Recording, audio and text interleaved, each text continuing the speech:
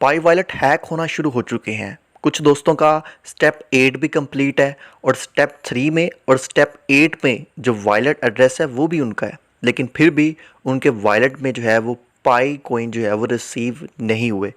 कुछ 2-3 मेरे पास जो है वो पाइनियर के केस आए हैं, वो मैं आपके साथ जो है वो डिस्कस करने चाह रहा हूँ, ताकि आपके साथ भी ये इशू होता है तो आपने इसको किस तरह सोल्व करना है और क्या ये रीज़न जो है वो हो सकती है, तो उस हवाले से मैं आपको जो है वो गाइड करने वाला हूँ। तो सबसे पहले तो मैं आपको ये बता दूं कि अगर तो आपने मेरा यूट्यूब चैनल नुमान स्पीक और मेरा फेसबुक पेज नुमान स्पीक और मेरा टेलीग्राम चैनल नुमान स्पीक अगर आपने ज्वाइन नहीं किया, आप उसको जो है वो ज्वाइन कर सकते हैं, ताकि इस तरह की लेटेस्ट अपडेट आपको इन सभी प्लेटफॉर्म पर जो है वो मिल सके। सबसे पहले तो बात करते हैं कि पाई वॉलेट्स हैक होना शुरू हो चुके हैं। ये कुछ स्क्रीनशॉट मेरे पास जो है खालिद अहमद का एक अकाउंट है, वहाँ से ये हैक हुए हैं। तो ये आप देख सकती हैं कि पहले इनके 100 पाई निकाले गए और फिर उसके बाद 899 पाई जो है वो निकाले गए। इसकी रीज़न इन्होंने क्या बताई, जब मैंने इनसे डिटेल से पूछा, इन्होंने ये कहा कि ये फास्फोरस की जो है मैंने फेसबुक पर अपने एक दोस्त के साथ भी शेयर की थी।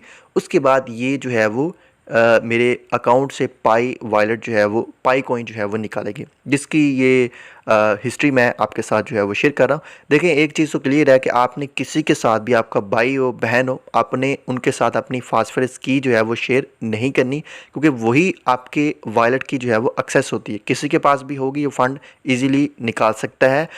दूसरा, आपने वायलट डॉट पाई के अलावा किसी भी और वेबसाइट पर जो है अपनी फास्फोरस की जो है वो नहीं लगानी। ये 2-3 गलतियां हैं जिसकी वजह से हम जो है अपनी 3 साल की मेहनत जो है वो ज़ाया कर सकते हैं। जैसे कि ये खालिद साहब की मेहनत जो है वो ज़ाया हो चुकी है, तो ये गलती जो है वो आपने बिल्कुल जो है वो नहीं करनी। अच्छा, दूसरी रीज़न क्या मेरे पास आ रही है, कल मुझसे एक पाइनियर जो है वो कांटेक्ट किया, तो उन्होंने कुछ स्क्रीनशॉट मेरे साथ जो है वो शेयर किए।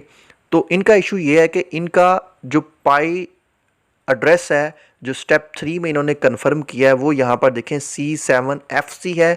और दूसरा यहाँ पर अगर हम आएँ इनके स्टेप 8 में, तो यहाँ पर इनका वॉलेट एड्रेस जो है वो चेंज हो चुका है, जबकि इनका एक्चुअली में जो पाई मेनट एड्रेस है वो स्टेप 3 में जो इन्होंने डाला था, कंफर्म किया था, वो था ये देखें C7FC।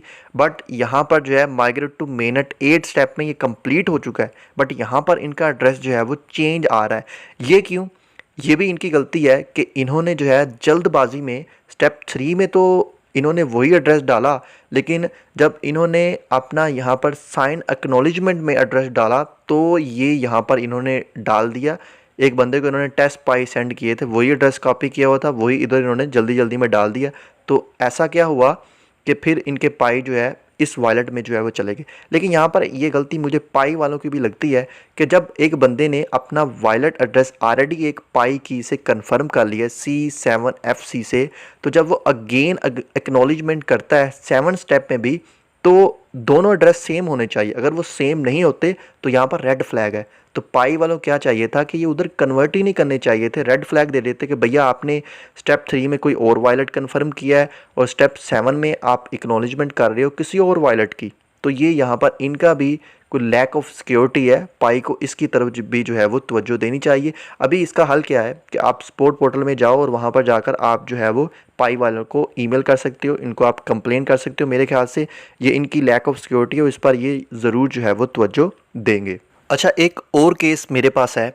एक और पाइनियर ने मुझसे टेलीग्राम के थ्रू जो है वो कांटेक्ट किया। तो यहाँ पर इनका केस क्या था, इनका भी स्टेप 8 जो है वो कंप्लीट था, बट इनका ये जो स्टेप 8 में वॉलेट एड्रेस यहाँ पर देखें L4DDX ये, और यहाँ पर स्टेप 3 में इनका जो एड्रेस है वो सेम था।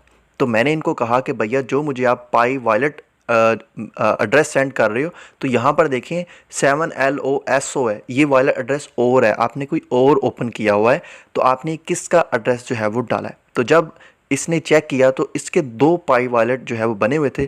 तो जब इसने ये वाला वॉलेट एड्रेस जो है वो ओपन किया L4DDX वाला, ये इसका जो वॉलेट एड्रेस है, तो इसमें ये पाई वॉलेट जो है वो चले गए थे। तो ये हमारे जो पाइनियर है वो भी काफ़ी बढ़िया बढ़िया गलती कर रहे हैं कि भैया आप सिर्फ एक ही वायलेट एड्रेस जो है वो क्रिएट करो, एक से ज़्यादा ना क्रिएट करो। ऐसा आपके साथ भी जो है वो मिसअंडरस्टैंडिंग जो है वो हो सकती है। यानी स्टेप 8 कंप्लीट है और पाई को ये दोषी दे रहे हैं कि मेरा वायलेट, मेरे पाई कॉइन जो है अभी तक मेरे मेननेट में रिसीव नहीं हुए, बट एक्चुअली में उन्होंने कोई और वायलेट एड्रेस जो है वो ओपन किया हुआ था, बट उसका जो स्टेप कंप्लीट हुए थे उनके पाई जो है वो उस वायलेट एड्रेस में चले गए थे जो उन्होंने स्टेप 8 में डाला हुआ था। यानी यहाँ पर देखें, जब आप जाओगे मेननेट चेक लिस्ट में, माइग्रेट टू मेननेट में स्टेप 8 कंप्लीट हो चुका है। इसका मतलब ये है जो भी यहाँ पर आपने एड्रेस डाला है जो वेरीफाई हो चुका है, इसमें जो आपके पाई है वो चले गए हैं। बट यहाँ पर जो आपके पाई जाएंगे वो यहाँ पर कुछ टाइम के लिए लॉक रहेंगे और 14 डेज़ के बाद वो अवेलेबल बैलेंस में आएंगे। वो आपने माइग्रेशन वाले ऑप्शन में जाना है और उसको आपने जो है वो मूव करना है और वो अवेलेबल बैलेंस में उतना बैलेंस आ जाएगा जो बैलेंस आपने अनलॉक किया।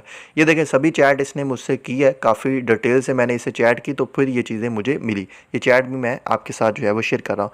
ये कुछ प्रॉब्लम जो है आपके साथ भी हो सकती हैं, आपके किसी दोस्त अजीज़ के साथ भी हो सकती हैं, तो इसलिए मैंने आपको गाइड किया। आपने एक तो अपना पाई वॉलेट हैक होने से बचाना है, वो मैंने आपको बता दिया। और दूसरा, अगर आपके पास कोई भी इशू आता है तो पाई स्पॉट वॉलेट पर जाकर, यानी पाई माइनिंग ऐप को ओपन करो और मेन्यू पर क्लिक करो, सबसे नीचे आओ, यहाँ पर आपको स्पॉट वॉलेट मिल जाएगा, उस पर जाओ, आपके सभी प्रॉब्लम का सोल्यूशन आपको वहाँ पर मिल जाएगा। एक और मैं डिटेल वीडियो भी बनाऊँगा जिसमें मैं आपको बताऊँगा कि आपने पाई वालों को कंप्लेंट किस तरह करनी है अबाउट अगर आपका 8 स्टेप कंप्लीट हो चुका है या आपका पाई वॉलेट जो है वो हैक हो चुका है।